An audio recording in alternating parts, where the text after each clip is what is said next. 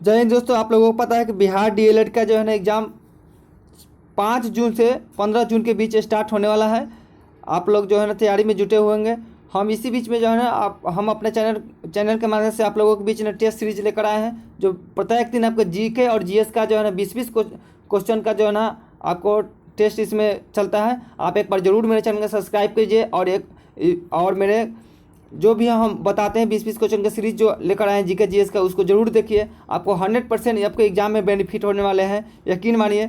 और अभी जो आज जो हम क्वेश्चन डिस्कस करने वाले हैं वो प्रीवियस ईयर माने पिछले साल जो डीएलएड में पूछा गया है वो क्वेश्चन डिस्कस कर रहे हैं। तो एक बार जरूर देखिए कैसे पैटर्न है, कैसे क्वेश्चन आ रहे हैं, उसके अकॉर्डिंग जो है ना डेली जो है ना टेस्ट सीरीज हम स्टार्ट किए हैं, उसको जरूर देखिए आप और मेरे चैनल सब्सक्राइब करिए। चलिए स्टार्ट करते हैं आज का मेरा क्वेश्चन। आज का क्वेश्चन है, देखिए, समानता, स्वतंत्रता और बंधुत्व किस क्रांति का नारा था? ये जो नारा दिया गया था कोई क्रांति में, समानता, स्वतंत्रता और बंधुत्व किस क्रांति का नारा था? तो ये आपका जो नारा था फ्रांसीसी क्रांति जो है ना, फ्रांसीसी क्रांति हुई थी, जो लुईस 16वां जो था, लुईस 16वां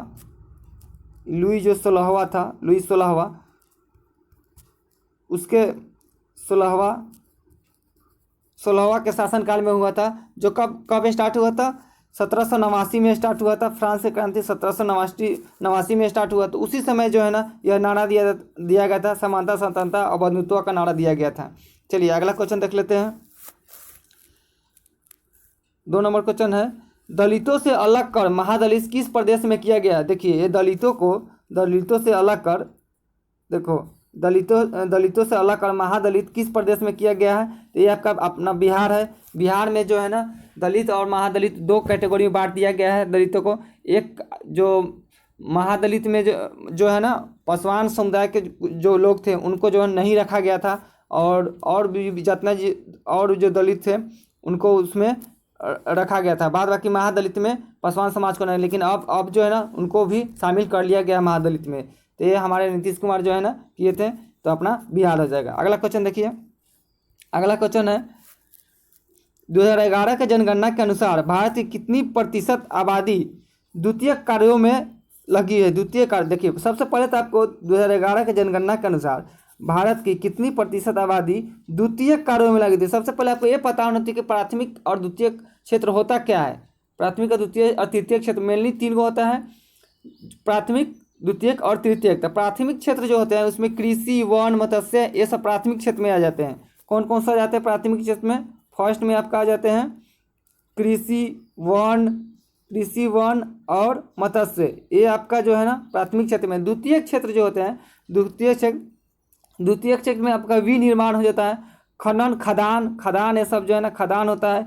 बिजली का जो उत्पादन होता है, गैस का बिजली निर्माण होता है, वो गैस एवं जल संभरण, ये सब जो चीज़ें जो है ना आपका द्वितीयक कार्यों में आ जाती है। तो इसका जो है ना द्वितीयक कार्यों में कितने % लगी हुई है? तो इसका आंसर हो जाएगा 8 का आंसर हो जाएगा आपका ए। 13% जो है ना 13% लोग जो है ना द्वितीयक क्षेत्र में क्या हुए हैं? लगे हुए हैं 13% लोग। चलिए अगला क्वेश्चन देख लेते हैं। अगला क्वेश्चन है, 2000 भारत के कुल क्षेत्रफल लाख वर्ग किलोमीटर में कितना है? भारत का जो है ना कुल क्षेत्रफल लाख वर्ग किलोमीटर में कितना है? लाख में बताना है कितना वर्ग किलोमीटर है। देखिए भारत का क्षेत्रफल पूछा है कितना है, तो देखिए 32,87,000। ये कितना है? 32,87,000 जो है ना आपका वर्ग। भारत का कुल क्षेत्रफल लाख में कितना है? 32,87,000 वर्ग किलोमीटर है, याद रखिएगा। चलिए अगला क्वेश्चन देखते हैं। अगला क्वेश्चन है, वर्नाकुलम प्रेस एक्ट किस वायसराय के समय पारित हुआ था? ये देखिए वर्नाकुलम प्रेस एक्ट किस वायसराय के समय पारित हुआ? प्रेस पर जो है ना प्रतिबंध लगा दिया गया था। किस जो है ना वायसराय के समय हुआ था? तो ये आपका लॉर्ड लिट्टन। कौन था? लॉर्ड लिट्टन उस समय थे। उन्हीं के समय जो है ना ये समाचार पत्रों पर प्रतिबंध लगा दिया गया था, कठोर प्रतिबंध लगा दिया गया था। कब? लगभग ये 1878 में ये प्रतिबंध लगा हुआ था वर्नाकुलम प्रेस एक्ट पर। चलिए आगे अगला क्वेश्चन है, मपनी क्या है? देखिए मपनी क्या है, ये क्वेश्चन है, मपनी क्या है? तो देखिए मपनी जो है ना आपका, इसके बारे में कुछ जान लीजिए। मपनी क्या है? मानचित्र में प्रदेश के 2 बिंदुओं के बीच की दूरी को जो है ना दो बिंदुओं के बीच की दूरी को उसको क्या बोलते हैं, मापनी बोलते हैं। तो ये आपका क्या है, मध्य के, ये दो बिंदुओं के बीच के अनुपात को दर्शाता है। तो ये मापनी क्या है, अनुपात है, आपका अनुपात है। चलिए अगला क्वेश्चन देख लीजिए। अगला क्वेश्चन है, राज्यसभा के सदस्यों का कार्यकाल कितने वर्ष का होता है।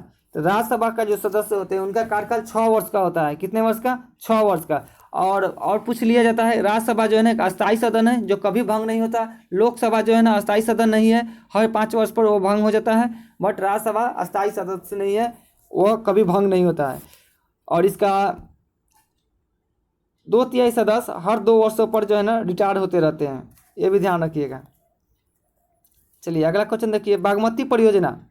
ये देखिए बागमती परियोजना बिहार के किस जिले में है। बागमती परियोजना बिहार के किस जिले में स्थित है बागमती परियोजना। देख ऑप्शन देख के बताइए।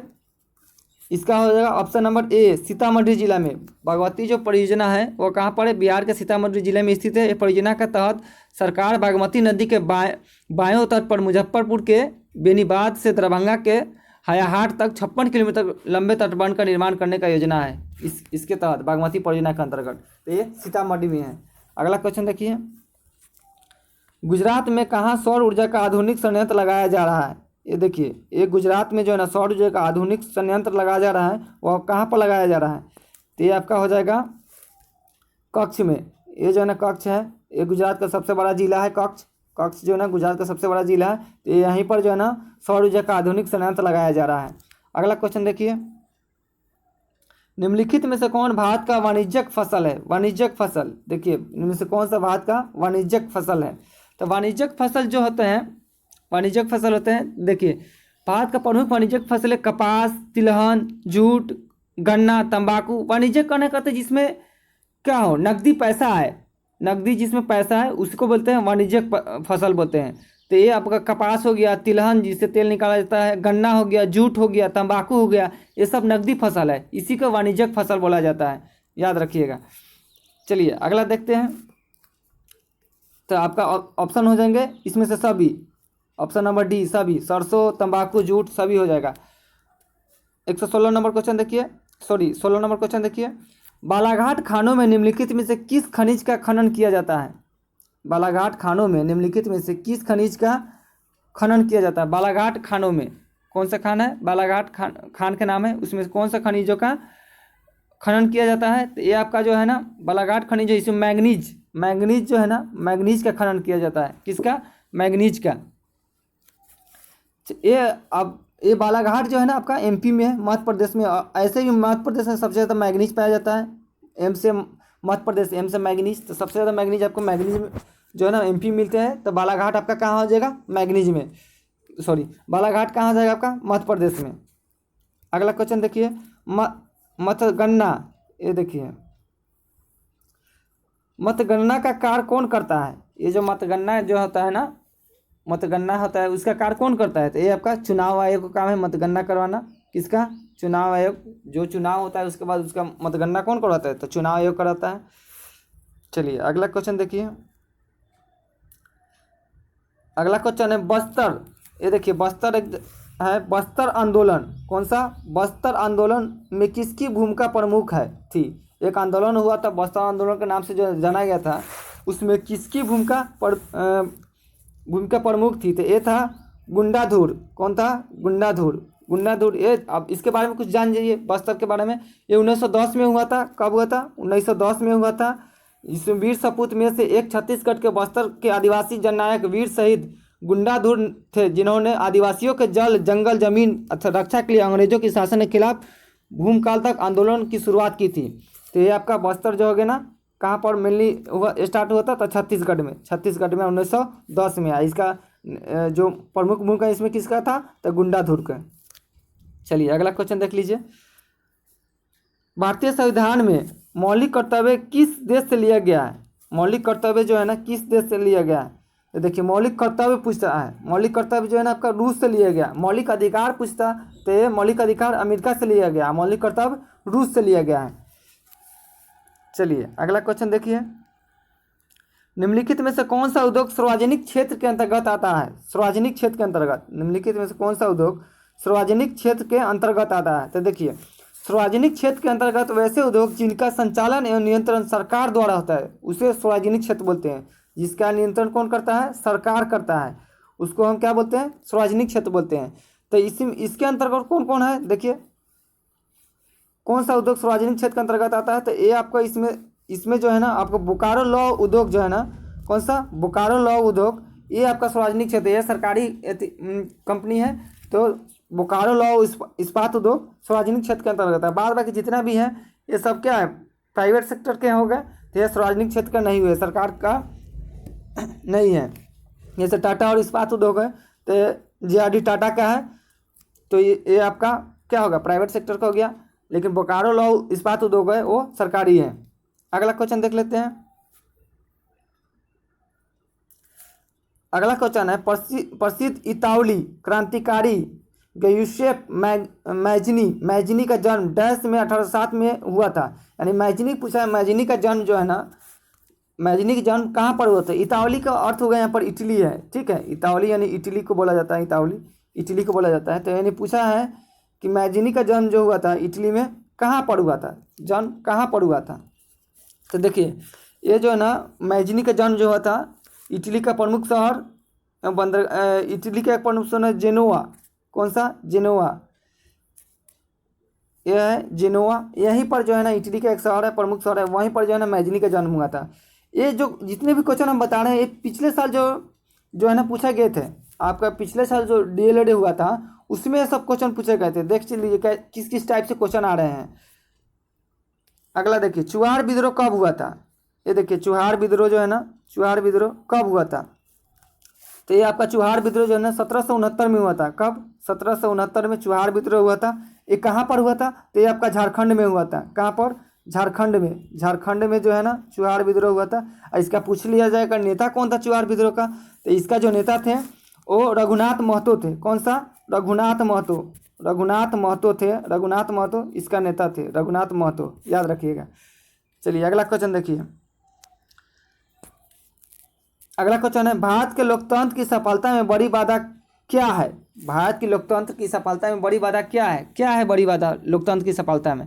तो देखिए एक तो अशिक्षा है, माने शिक्षा की कमी है, माने लोग किसी को भी वोट दे देते हैं। दूसरा गरीबी है, गरीबी है। इसमें जो पार्टियां होती है वो का लोगों को लुभावना जो है ना स्कीम निकालते हैं और पैसे देकर जो है ना वोट खरीदते हैं। दूसरा मतदान का दुरुपयोग होता है। तो ये सब चीज़ें जो है ना लोकतंत्र की सफलता में क्या है? बाधा है। तो इनमें से सभी हो जाएगा आंसर, इनमें से सभी। अगला क्वेश्चन देख लीजिए। 1917 में भारत में पहली स्वदेशी जूट मिल किस शहर में खुली थी?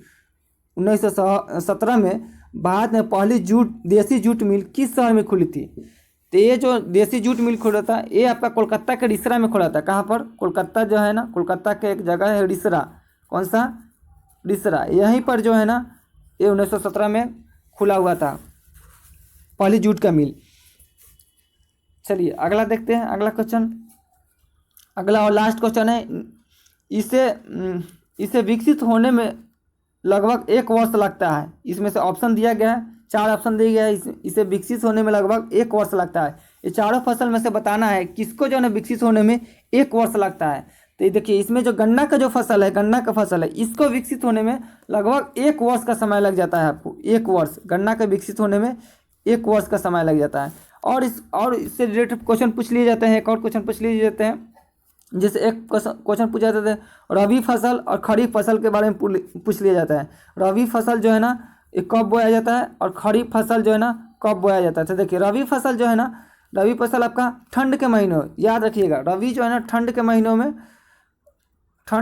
में जो है ना बोया जाता है। जबकि खरीफ फसल जो होता है ना ये गर्मी के महीनों में बोया जाता है। ये गर्मी के महीनों में बोया जाता है, ठीक है। तो देखिए खरीफ फसल जो है ना आपका जो गर्मी के महीने में बोया जाता है ये जून जुलाई, अभी जैसे जून जुलाई का समय, अभी जून का समय मई